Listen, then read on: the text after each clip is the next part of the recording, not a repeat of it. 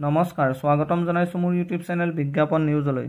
বিজ্ঞাপন নিউজৰ ফালৰ পৰা কিছু কথা ছাত্ৰ ছাত্ৰী আৰু অভিভাৱকসকলক জনাবলৈ বিচাৰো। পঢ়া শুনা কৰা কথাষাৰ শুনি বৰ ভাল লাগে আৰু ইয়াতকৈ বেছি ভাল লাগে যেতিয়া কোনোৱে লাইন লৈ পঢ়া শুনা কৰি আছে কথাষাৰ শুনি। লাইন লৈ পঢ়া বুলি এই কথাষাৰ আমি অকল ডাক্তৰ ইঞ্জিনিয়াৰ পঢ়াকে বুজো তেনে নহয়। বহু ক্ষেত্ৰত ডাক্তৰ আৰু ইঞ্জিনিয়াৰ পঢ়াকে লাইন লৈ পঢ়িছে বুলি আমি ভাবি থকা হয়, কিন্তু সৰু সৰু কোৰ্স বা ডিপ্লোমা কৰি থব পাৰিলে কোনো সময়ত বহু লাভৱান হ'ব পাৰি। মেডিকেলৰ কিছুমান লাইন যেনে লেবৰেটৰী টেকনিচিয়ান, ৰেডিঅ'লজি এই ধৰণৰ আৰু বহুতো কোৰ্স আছে। তাৰপিছত বা পেৰামেডিকেলৰ কোৰ্সসমূহৰ কথা ক'ব পাৰি। আৰু এটা কোৰ্স আছে ডি ফাৰ্ম বা B pharm. D pharm B pharm এই ক্ষেত্ৰত ফাৰ্মাচিষ্ট লাইন হয়, কিন্তু বহু বেছি কষ্ট কৰিব নালাগে বা পাৰ্চেণ্টেজ ৱাইজত হাই ছেকেণ্ডেৰীত ছায়েন্সত হ'ব লাগে, সেইদৰে পঢ়িব পাৰি। পেৰামেডিকেল কোৰ্স 2023 বৰ্ষৰ অনলাইনসমূহ শেষ হৈছে, বৰ্তমান এডমিট আহিছে, পৰীক্ষাহে দিবলৈ বাকী আছে। আৰু এটা কোৰ্স হ'ল JMEE। এই দুটা কোৰ্স JMEE হ'ল MCA কৰিবলগীয়া চৰকাৰীভাৱে কোৰ্স আৰু JLEE হ'ল পলিটেকনিক কোৰ্সসমূহৰ পৰা বিটেক ডিপ্লোমাৰ পৰা ইঞ্জিনিয়াৰিং ডিগ্ৰীলৈ কেনেকৈ এই এন্ট্ৰেন্স দি মেলি পাব পাৰি, এইটো এটা লাইন। ডি ফাৰ্ম আৰু বি ফাৰ্মৰ অনলাইন বৰ্তমান চলি আছে।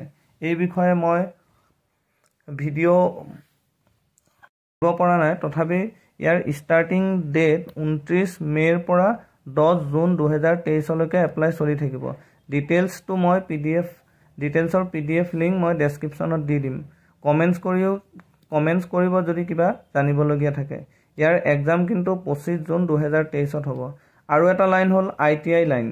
এই লাইনটো বৰ ইণ্টাৰেষ্টিং, যিহেতু 10 পাছ কৰিয়ে ITIত যাব পাৰি। বহু দৰিদ্ৰ পৰিয়ালেও স্বাৱলম্বিতা এই ডিপ্লোমা কোৰ্সবিলাক কৰি মেলি কৰিব পাৰিছে। যিহেতু বহুতো দৰিদ্ৰ পৰিয়াল থাকে, পাৰ্চেণ্টেজ ভাল ল'ৰা ছোৱালীবিলাক, কিন্তু তেওঁলোকে কি লাইন পঢ়িব লাগে, কি কৰিব লাগে, কিছুমান মেকানিক আছে, ফিটাৰ আছে, ব্ৰইলাৰ আছে, ডিজেল মেকানিক আছে, এনেকুৱা ধৰণৰ কিছুমান কোৰ্স আছে, ইলেক্ট্ৰিচিয়ান, ৱায়াৰমেন, এনেকুৱা কোৰ্সবিলাকো থাকে, যিবিলাক কোৰ্স তেওঁলোকে নাজানে, কিন্তু ITIৰ পৰা কোৰ্স কৰি তেওঁলোকে খুব সহজতে চৰকাৰী চাকৰি বা কোম্পানীৰ চাকৰি, অইলৰ চাকৰি বা কেতিয়াবা ডিফেন্সৰ ট্ৰেড বেঞ্চত চিলেকশ্যন হ'ব পাৰিব এই ITIৰ কোৰ্সসমূহ।